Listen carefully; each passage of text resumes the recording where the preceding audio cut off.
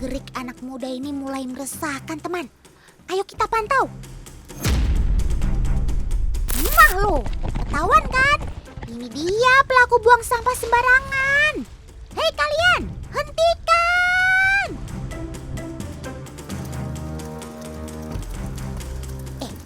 Tapi kenapa respon Sobat Otan pada kesenangan ya? Waduh, sampai rebutan segala lagi. Astaga! Ternyata ini bukan aksi oknum buang sampah sembarangan toh. Maaf ya kakak-kakak, Otan jadi malu. Wah, ternyata Otan datang tepat di jam ngemil para ikan patin, teman. Dan cemilannya bisa bikin ikan patin rebutan sama manusia juga, yaitu roti. Ada-ada aja kamu, Sob. Tapi kalau roti akhir sih mending buat kamu aja deh, Sob. Ternyata salah satu pemanfaatan roti yang sudah tidak layak konsumsi ini masih bisa diberikan untuk pakan ikan loh. Sebab roti akhir tetap mengandung protein nabati. Umumnya semua ikan pasti memerlukan protein untuk meningkatkan metabolisme tubuh. Nah, ikan patin dapat manfaatnya, lingkungan juga terhindar dari limbah rumah tangga. Hayo, siapa yang masih nggak doyan makan ikan patin? Siap-siap Otan tenggelamkan ya. Tahukah teman, jika ikan patin atau pangasius termasuk sumber protein hewani yang memiliki segudang nutrisi dengan harga ekonomis? Catat ya Bu Ibu, ikan patin itu mengandung asam lemak omega 3 dan 6 yang melimpah. Vitamin, nggak usah khawatir. Dalam ikan patin terkandung vitamin A, B, D, dan E, serta tinggi kalsium. Wah, paket combo nih. Maka dari itu, ikan patin ramai untuk dibudidaya.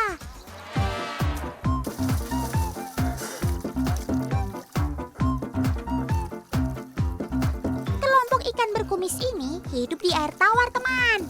Nah, tahu nggak sih, selain punya dua pasang kumis pendek yang berfungsi sebagai peraba, ikan patin punya senjata tersembunyi. Coba perhatikan baik-baik ya sepasang sirip dada yang terletak di dekat area mata.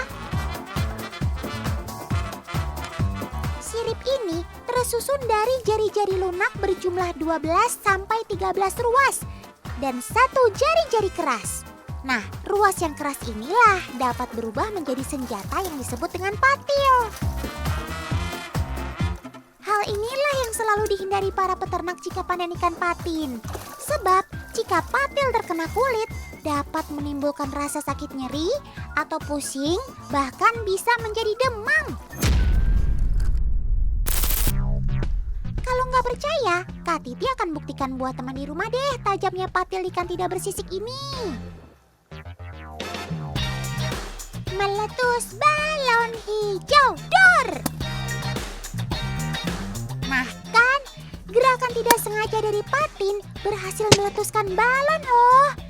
Ini disebabkan karena tajamnya patil yang menyenggol balon. Ampun Sob, mulai sekarang Otan gak berani deh nyenggol-nyenggol kamu. Wah, kalau dilihat dari atribut kakak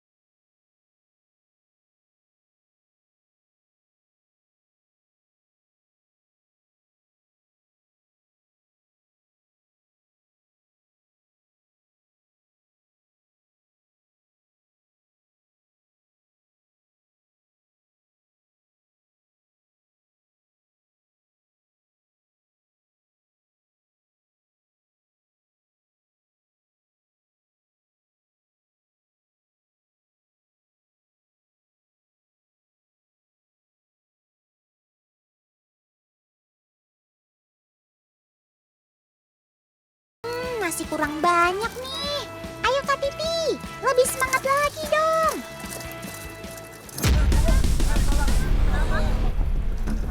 Kena batil. Aduh, gawat. Sepertinya yang tadi kita khawatirkan terjadi. Segera angkat ke atas, teman.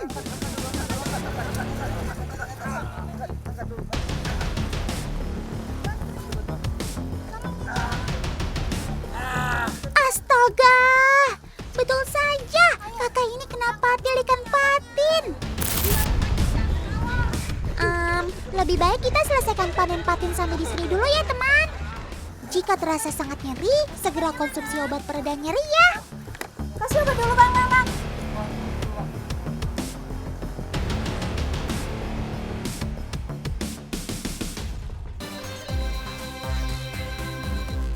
Halo Kak, sorry ya ganggu. Kak, aku mau tanya boleh nggak? Iya, Kak, tahu nggak ini katak atau kodok? Jeng-jreng. Kodok? Iya. Ini katak, salah. Lihat. Aduh, Otan udah gera aja nih. Ternyata itu sobat Otan si Milk Frog alias katak susu. Tapi kok masih banyak yang nggak tahu ya apa perbedaan katak dan kodok? Ayo Kak, kita coba tanya yang lain. Hello, sorry, excuse me. Where are you come from? I come from Brazil, but I'm living in London. Oh, wow. Okay, this is frog Yeah? or toad? Frog or toad? Okay, can you touch? Yes. Oh, Okay. How you feel? like a liquid. Like a liquid. Okay. Walah, ternyata mereka sama-sama dari Brazil, teman. Or toad? Tapi kok nggak saling kenal ya? Frog. Yes. Okay. Okay. Karena masih banyak yang bingung membedakan katak dan kodok, nih Otan kasih tahu. Hal yang dapat dilihat pertama kali adalah kulitnya, teman. Katak kulitnya lebih mulus dan licin. Sedangkan kodok biasanya punya kulit yang kasar dan berbintil-bintil. Selain itu, kaki mereka juga berbeda, teman. Jari kaki katak berbentuk bulat kecil. Biar bulat, kaki ini canggih. Katak jadi bisa menempel di pohon.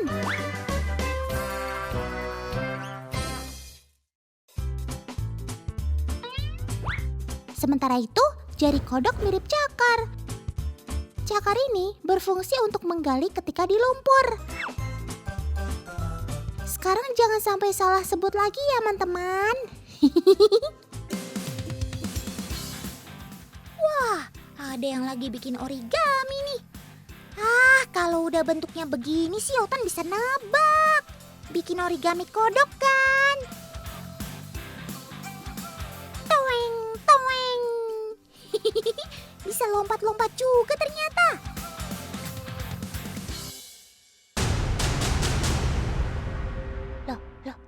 Loh. Kok tiba-tiba jadi gelap gini sih? Apa yang terjadi nih? Ya, saatnya berubah. Pac-Man Ranger siap untuk beraksi, menumpas kejahatan demi keadilan. Ciat! Otan kira kalian beneran Pac-Man Ranger, Sob. Habis warna kalian mirip sih dengan Power Ranger. Ada kuning, coklat hijau, biru, merah, dan juga merah muda. Eits, ini mereka bukan dicat pakai tinta ya. Tapi dari lahir memang sudah seperti itu warnanya. Cantik banget kan? Inilah yang jadi daya tarik sobat reptil peliharaan ini. Mutan warnanya tak terhingga. Bisa jadi bermacam-macam motif seperti ini deh.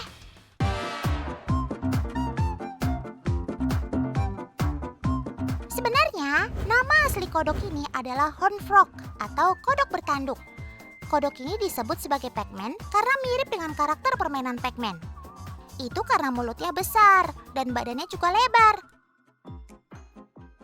Kalau lihat mulutnya yang besar, Gak perlu lagi ya meragukan kemampuan makannya. Mereka benar-benar rakus.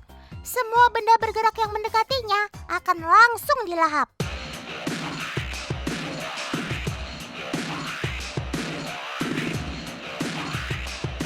Waduh, bener-bener deh si bunglon londok ini. Emangnya dari tadi gak dengerin Otan ngomongin soal keganasan Pac-Man? Jangan ke situ, Sob. Yeay, malah goyang-goyang di depan si Pac-Man. Kodok asal Argentina ini tidak segan-segan untuk memakan hewan lain yang ukurannya lebih kecil, bahkan seukuran dengannya.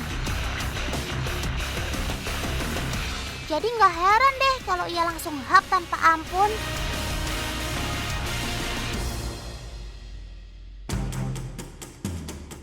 Eits, Otan masih punya satu lagi nih sobat kodok predator. Namanya kodok Budgets atau juga disebut kodok Kruger. Walau mukanya lucu begini, ia juga cukup ganas loh. Memang gak seganas Pac-Man dan juga Pixie sih. Ia lebih suka makan ketika di dalam air seperti ini.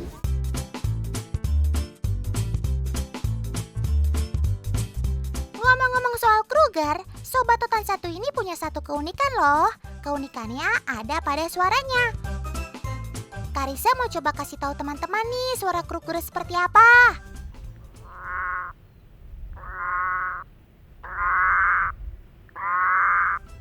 Suara ini dihasilkan saat bagian atas tubuhnya diganggu. Ini adalah salah satu cara pertahanan diri, berharap supaya pengganggunya takut. Ya udah, kalau gitu kami gak ganggu lagi deh. Maaf ya, Sob.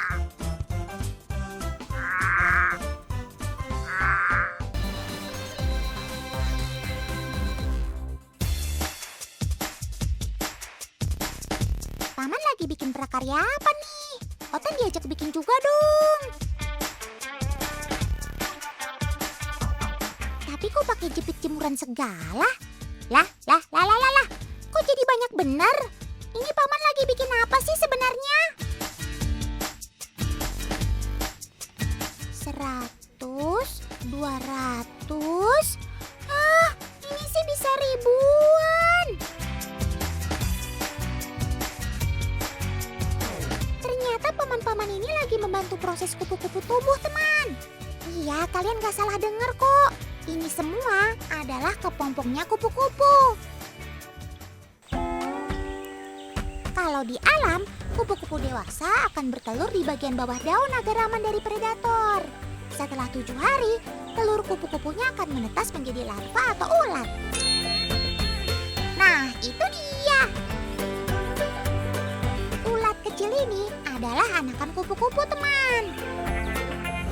Dia butuh waktu 2 minggu hingga berubah jadi kepompong. Kepompong atau pupanya akan berbentuk seperti daun menggulung, teman. Para pemangsanya seperti burung-burung pasti jadi terkecoh mengira dia daun kering. Cakep! Nah, paman-paman tadi dari Kemenuh Butterfly Park, teman. Di sini menjadi tempat konservasi dan edukasi aneka ragam kupu-kupu. Makanya semua kepompong ini digantung menyerupai kondisi di alam. Gak apa-apa ya, Sob, dikira jemuran. Nanti cantiknya tetap sama kok. Kepompong yang seperti daun kering ini ternyata milik si kupu-kupu bersayap warna-warni ini, teman. Sedangkan kepompong yang mengkilap ini malah milik kupu-kupu berwarna gelap. Unik ya. Wah, ada kupu-kupu yang udah menetas tuh. Sebentar. Kok kayaknya gede banget kamu, Sob? Ini sih si kupu-kupu barong. Disebut Atlas karena motif sayapnya yang menyerupai peta dunia. Cakep! Meski namanya kupu-kupu, namun dia sebenarnya adalah ngengat atau moth, teman. Makanya larva dan kepompongnya sebesar ini. Makanya kalau sudah jadi kupu-kupu, sayapnya bisa sebesar 25 cm. Cantik-cantik banget ya sobat-sobat Otan ini. Pasti siapapun seneng deh kalau lihat kamu. Apalagi datang masuk ke rumah kan. Di Indonesia, kupu-kupu yang masuk ke rumah menjadi pertanda kita akan kedatangan tamu. Kok bisa ya? Padahal kan tamunya ya si kupu-kupu.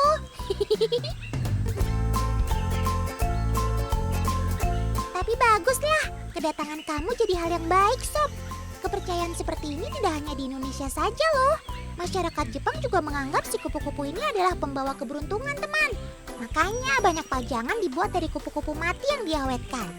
Meski kupu-kupu dianugerahi sayap cantik, ternyata umur dia tidak panjang, teman. Usia rata-rata kupu-kupu hanya 2 hingga 4 minggu saja.